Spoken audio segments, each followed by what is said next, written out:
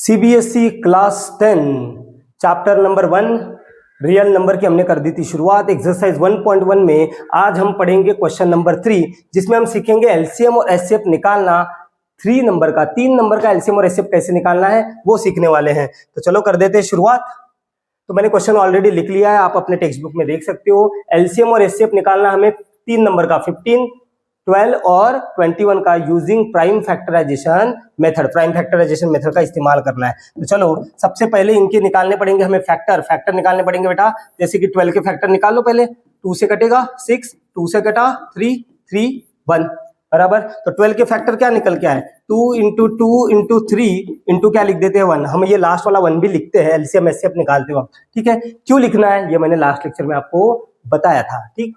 अब 15 का ले लेते हैं भाई। 15 3 से कटेगा 5 आएगा, 5 से कटेगा 1 आएगा, ये तो आपको आता ही है। सो 15 के फैक्टर कितने हो गए, 3 इंटू 5 इंटू 1। नाउ 21 के फैक्टर, तो 21 3 से कटेगा 7 आएगा, 7 से कटेगा 1 आएगा। तो 21 के भी फैक्टर हमारे सामने आ गए क्या, 3 इंटू 7 इंटू 1।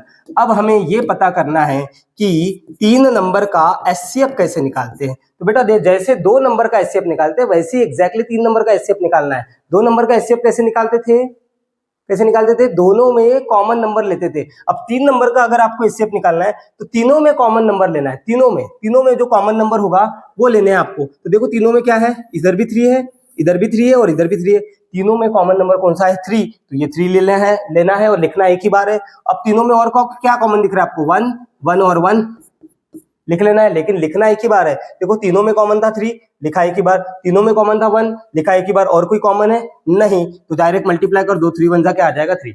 इतना सिंपल है एचसीएफ निकालना। नाउ एलसीएम कैसे निकालना है, एलसीएम देखो पहले लेना तीनों में कॉमन क्या है, 3 लिख लिया, और तीनों में कॉमन क्या है, 1 लिख लिया।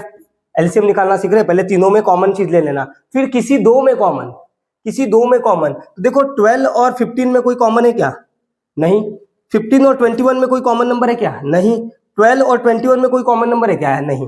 तो पहले तीनों में कॉमन लेना और फिर दोनों में कॉमन लेना। अगर दोनों में कॉमन नहीं है तो बचे हुए सारे नंबर ले लेना है। तो बचे हुए नंबर कौन कौन से, देखो यहाँ पे बचा है 2 और 2 लिख लिया। उसके बाद यहाँ पे बचा है 5 लिख लिया। उसके बाद यहाँ पे क्या बचा है, 7 लिख लिया। अब जस्ट आपको इन सब नंबर का मल्टीप्लाई कर देना है, आपके पास आ जाएगा एलसीएम। करके देख लो, एलसीएम आ जाएगा आपके पास। किया, कितना आया, ये निकल के आएगा 420। हो गया।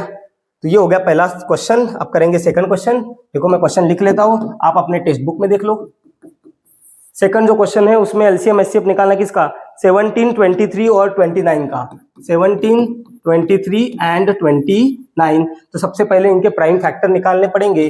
देखो 17 बेटा, 17 तो खुद ही प्राइम नंबर है ना, ये तो 17 की टेबल में आएगा। तो 17 के फैक्टर क्या आ जाएंगे, 17 इंटू 1। उसके बाद 23, तो 23 भी प्राइम नंबर है, तो ये तो खुद ही के टेबल में आएगा। 23 1 जा 23, तो 23 के भी फैक्टर क्या आ जाएंगे, 23 इंटू 1। और 29 भी क्या होता है, प्राइम नंबर होता है, तो ये भी खुद ही के टेबल में आएगा। तो 29 1 जा 29, तो 29 के फैक्टर कितने आ गए, 29 इंटू 1। अब एचसीएफ कैसे निकालते हैं, क्या सिखाया मैंने, एचसीएफ कैसे निकालते हैं। तीनों में कॉमन नंबर ले लेना है। तीनों में कॉमन क्या दिख रहा है, 1 1 और 1, तीनों में 1 ही है, तो इसका एचसीएफ क्या आ जाएगा, 1 बराबर है। अब एलसीएम कैसे निकालते बेटा, एलसीएम पहले तीनों में कॉमन, तो तीनों में कॉमन है 1, फिर किसी दो में कॉमन, इन दोनों में कोई कॉमन है नहीं, इन दोनों में कोई कॉमन है नहीं, 17 और 29 में कोई कॉमन है नहीं, तो दोनों में कॉमन नहीं है, तो बचे हुए सारे नंबर ले लेने हैं। यहाँ पे बचा है 17 लिख लिया, यहाँ पे बचा है 23 लिख लिया, यहाँ पे बचा है 29 लिख लिया। अब इन तीनों नंबर का आपको क्या करना है, मल्टीप्लाई, फिर आ जाएगा आपका एलसीएम। करके देख लो एक बार। किया, तो करके देखोगे तब आएगा आपका एलसीएम निकल के 11339। 11339 ये हो जाएगा इसका क्या, एलसीएम। समझ में आया। चलो नेक्स्ट क्वेश्चन करते हैं। अच्छा ये क्वेश्चन नंबर 2 था आई थिंक, क्वेश्चन नंबर 3 और भी है इसमें, तो मैं लिख लेता हूँ, आप अपनी किताब में चेक करो। क्वेश्चन नंबर 3 में नंबर कौन कौन से हैं, देखो 8 9 और 25 कौन से नंबर है, 8 9 एंड 25, इनका निकालना है एलसीएम और एचसीएफ। पहले तो फैक्टर निकालने पड़ेंगे हमें। सबसे पहले 8 के फैक्टर निकालते हैं, 2 4 2 2 2 1, ठीक है, ये मैंने पहले लेक्चर में सिखाया था कैसे निकालना है। 9 के फैक्टर 3 3 3 1, 25 के फैक्टर 5 के टेबल में आता है 5 5 जा 25 5 1 जा 5। तो फैक्टर तो तीनों के हमने निकाल लिए। 8 के फैक्टर क्या है 2 इंटू 2 इंटू 2 इंटू 1, ये लास्ट वाला 1 भी लेना है। 9 के फैक्टर क्या निकल के आए 3 इंटू 3 इंटू 1, और 25 के भी क्या फैक्टर निकल के आए 5 इंटू 5 इंटू 1। अब निकालना है आपको HCF। HCF कैसे निकालते हैं?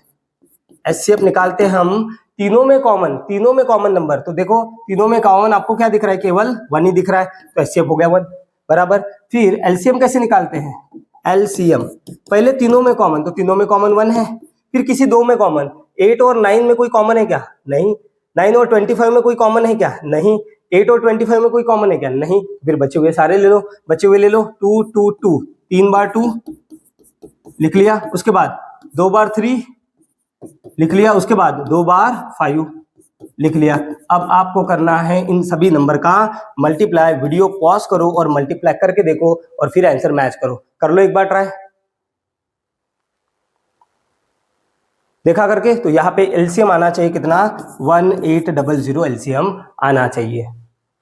ठीक है, तो ये हो गया बेटा एलसीएम और एचसीएफ के बारे में। इसके बाद हमें करने हैं एलसीएम और एचसीएफ के बेसिस पे, मतलब क्वेश्चन नंबर 2 और 3 के बेसिस पे प्रीवियस ईयर के बोर्ड के क्वेश्चन। तो अगले लेक्चर में हम पीवाईक्यूज करेंगे किसके बारे में, एलसीएम और एचसीएफ से रिलेटेड प्रीवियस ईयर के सारे क्वेश्चंस हम कवर करेंगे। ठीक है, तो मिलेंगे नेक्स्ट लेक्चर में।